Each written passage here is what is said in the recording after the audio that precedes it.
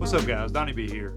Today we're going to be taking a look at the Keychron M3 Mini, or what I like to call the M3 Lite.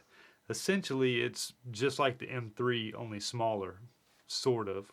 As far as specs go, it's still packing the same PixArt 3395 sensor that's capable of up to 26,000 DPI and 1000 Hz report rate and 650 IPS.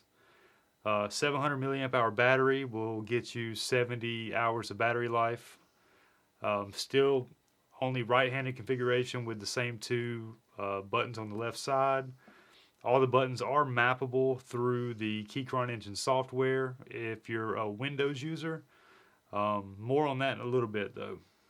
So in the box you get the signature branded paracord style USB-C to C cable, a Type C to Type A adapter, a Type A to Type C adapter, a Type A 2.4 gigahertz receiver, and a Type C 2.4 gigahertz receiver.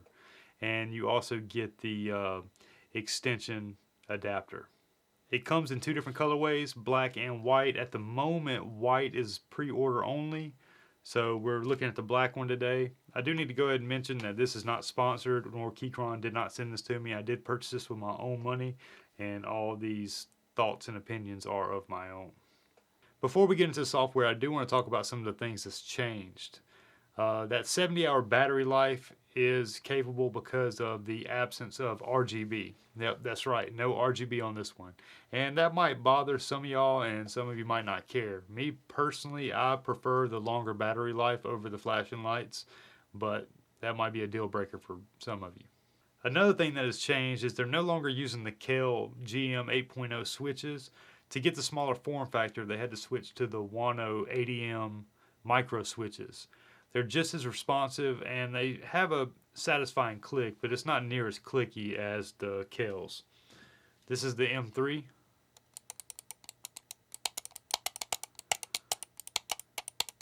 But for those of you that like a quieter mouse, you might like the new ones. They are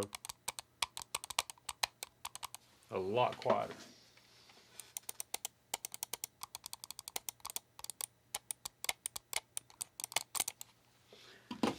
And just for comparison, this is the M1. It has the exact same rubberized scroll wheel as the M3, but you no longer have that dedicated button for changing the lighting effects with the absence of RGB.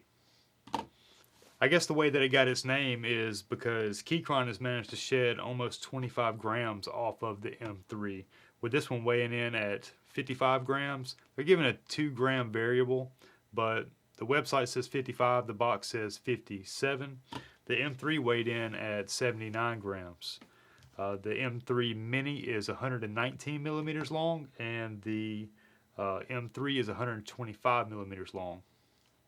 So not that much smaller, but it's definitely enough to notice, especially if you're in the claw grip configuration, but it is comfortable to hold it in the palm grip. I'd have to say that I personally do like the feel of the Mini a lot better, and not really caring too much about RGB. It doesn't bother me. I think I kind of prefer it, and it's significantly lighter. You can tell the difference almost immediately.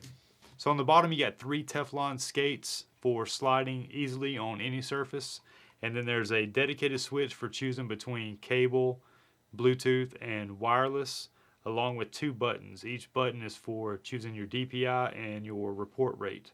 To get that 26,000 DPI and that 1000 Hz polling rate, you will need to either be in wired configuration or 2.4 gigahertz. If you go with Bluetooth, you'll be capped at 5000 DPI and 500 Hz report rate. Alright, so let's talk about the Keychron engine software.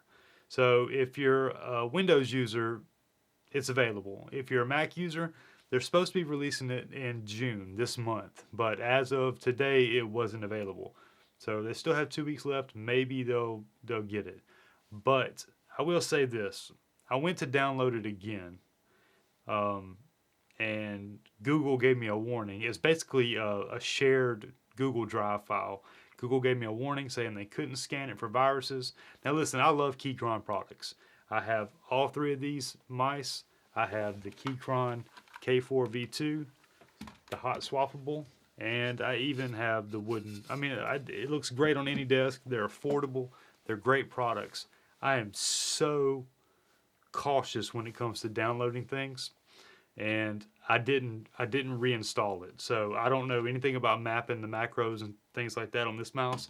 I do know I did it on this one, the M3.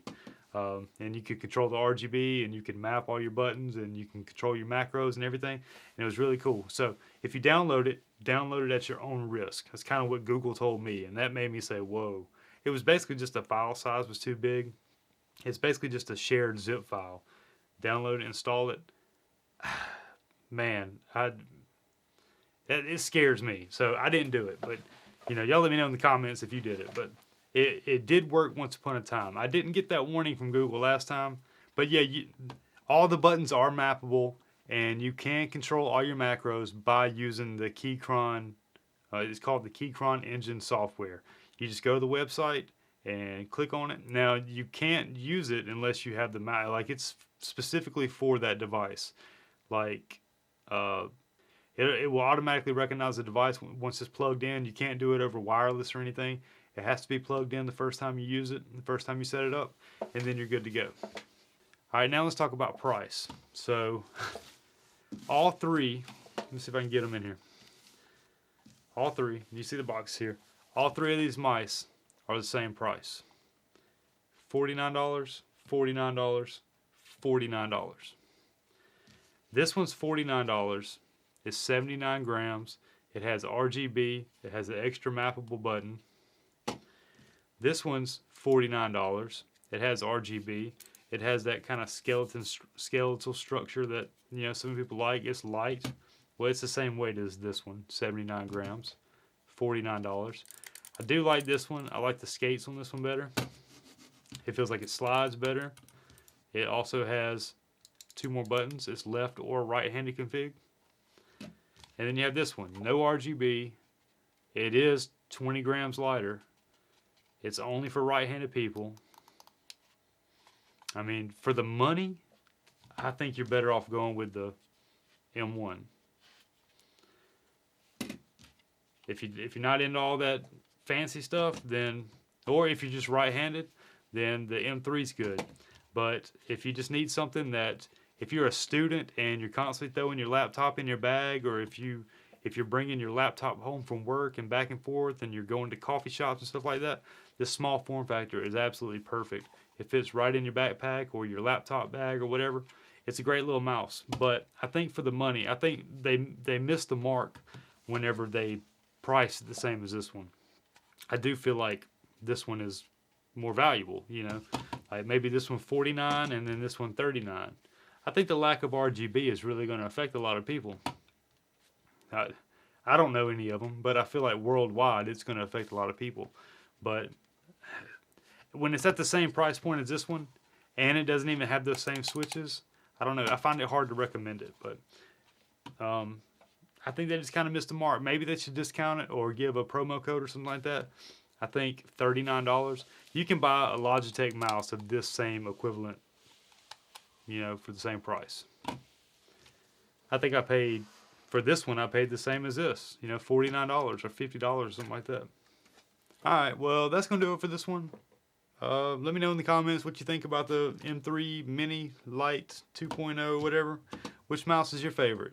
I really do like this one, but I don't know. Keychron makes good products. I really do like the products, and they're affordable, and they're just great, and they're growing and growing and growing, and I don't know, anything I can do to help. So, if you found this at all helpful, go ahead and hit the like button, and if you're into photo and tech related content, go ahead and subscribe for me.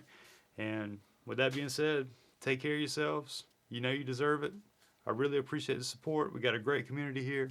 And, yep, I'm Donnie B. We'll see you on the next one. Peace.